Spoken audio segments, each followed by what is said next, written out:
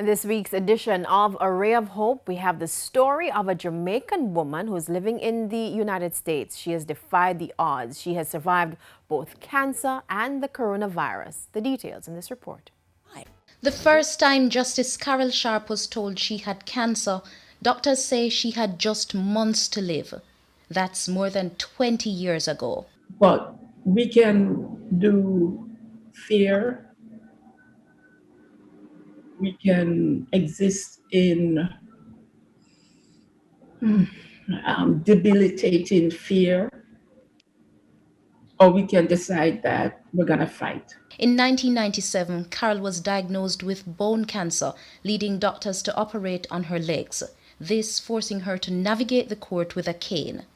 So back in March, when she had what she thought was just a cold, she assumed it was her allergies. But things got worse. I did not know that I had coronavirus.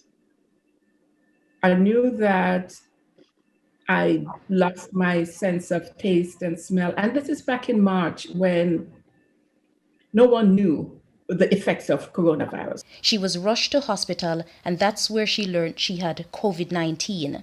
I would never want anyone to experience the inability to breathe that I experienced. Justice Sharp was hospitalized for a week, recalling those 7 days as another test of faith. When you're in the hospital and you're on your back and you cannot get up, you cannot shift your leg, you cannot go to the bathroom, you can't do a thing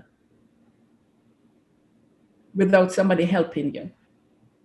You learn to say thank you and be grateful. Now, with cancer and COVID behind her, she was elected judge of the New York Supreme Court. She's the only Jamaican native to have held the position and the first woman of color.